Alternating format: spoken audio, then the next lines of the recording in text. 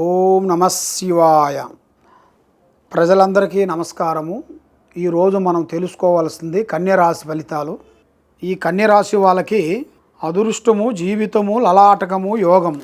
ఈ కన్యరాశి వాళ్ళకి అదృష్ట గడియలు, లక్ష్మీ గడియలు, ఆదాయములు 5, ఖర్చు 5, అవమానం 5, రాజపూజిత 2. ఈ రాశి వాళ్ళకి మేనుగా ఉత్తరా నక్షత్రము, హస్తా నక్షత్రము, చిత్తా నక్షత్రము, ఈ 3 నక్షత్రాలు కలిస్తేనే కన్యరాశి ఫలితాలు. కాబట్టి ఈ రాశి వాళ్ళకి అదృష్టము, యోగము, నక్షత్రము, స్థానబలం. మరి స్థానబలం అంటే ఉండాల్సిన ఇల్లు బలం అంటారు కదా.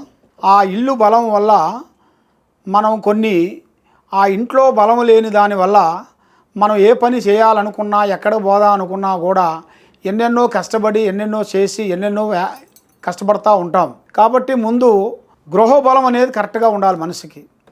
ఆ గృహబలం అనేది తగ్గినప్పుడు నువ్వు ఎన్ని డబ్బులు సంపాదించినా, ఎంత కష్టపడ్డా కూడా అది బూడిదలో పోసిన పన్నీరు మాదిరిగా అయిపోతుంటుంది.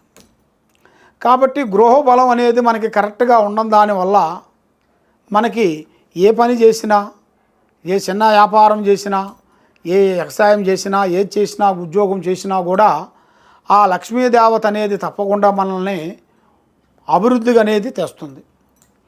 మరి ఈ కన్యరాశి వాళ్ళు ఫస్ట్లో ఏమీ లేని పరిస్థితి, అధోగతి పాలయ్యి కష్టాలు పడుతూ, బాధలు పడుతూ నెట్టుకొని ఒక స్థాయికి ఎదిగే మూమెంట్లో నరులు ఏడుపు అనేది ఎక్కువగా కనబడుతుంది వీళ్ళ మీద. అబ్బో చిన్నవాడు సంపాదించేశాడు, గొప్ప గొప్ప ఆస్తులు సంపాదించాడు, లక్ష్మి సంపాదించాడు అని చాలా వరకు ఈ రాశి వాళ్ళ మీద ఆ ఎఫెక్ట్ అనేది పడుతుంది.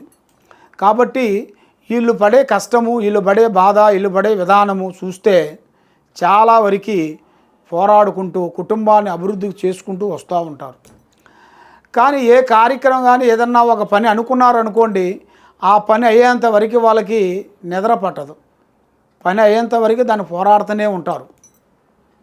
కాబట్టి మంచి మనస్సు, ఆ భగవంతుడు ఇచ్చిన మనసు అనేది మంచి మనసు, మంచి ఆలోచన, మంచి విధానము, మంచి తెలివితేటలు ఆ దేవుడు తప్పకుండా వీళ్ళకి ఇస్తారు.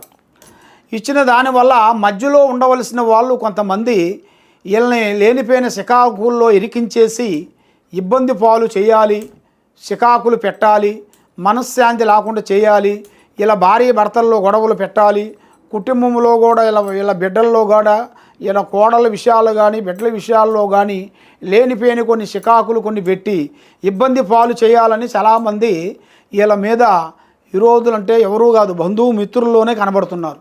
ఆ బంధువు మిత్రుల్లోనే కొంతమంది ఇక్కడ ఒక మాట, అక్కడ ఒక మాట, ఇక్కడ ఒక మాట, అక్కడ ఒక మాట చెప్పి ఇలా కుటుంబాన్ని, ఇలా సంసారాన్ని భంగం చేసి ఇలా కుటుంబంలో లేనిపోయిన ఇబ్బందులు పెట్టాలని చాలా వరకు చూస్తుంటారు. కానీ బంధువు మిత్రులతో అతి జాగ్రత్తగా ఉండాలి. ఏ కార్యక్రమం చేసినా, ఎక్కడికి పోయినా, ఏ పని చేసినా కూడా అతి జాగ్రత్తగా ఉంటేనే వీళ్ళు అన్ని విధానాల్లో తట్టుకొని రాగలుగుతారు. లేకపోతే కొన్ని పనుల వల్ల కొన్ని ఇబ్బందులు పాలయ్యే మార్గాలు కొన్ని కనబడుతున్నాయి. అన్ని టయాలు మనవి కావు. కాబట్టి మనకు వచ్చిన టయాన్ని పట్టుకొని మనం పోరాడుకుంటూ పోవాలి. మరి మనకు వచ్చిన టైం బాగోలేనప్పుడు మనం ఎంత కష్టపడ్డా కూడా అది బూడిదలో పోసిన పన్నీరు లాంటిది. కాబట్టి ఆ టైం వచ్చింది కాబట్టి దానికి ఇంకా ఎంతవరకు ఎదగాలో, ఎంతవరకు చేయాలో, ఎంతవరకు పూర్తి చేయాలో అనేది ఆ ఐడియాతోనూ పూర్తి చేసుకోవాలి.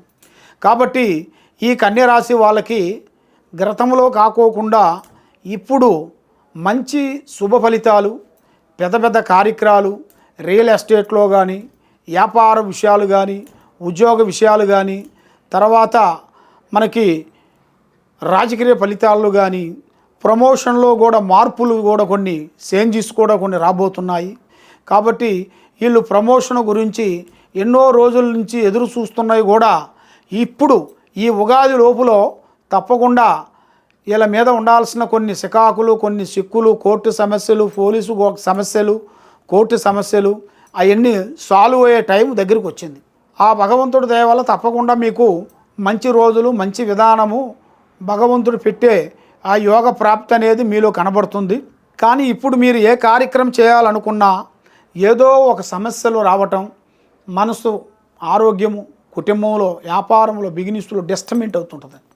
అలా మీకు డిస్టర్బెంట్ కాకోకుండా మీకు అన్ని అభివృద్ధిగా కావాలి, మనశ్శాంతిగా ఉండాలి, అభివృద్ధిగా ఉండాలి అంటే మీరు పూజించాల్సింది ఆ భగవంతుడు అష్టలక్ష్మి. ఆ అష్టలక్ష్మిని మీరు పూజించాలి.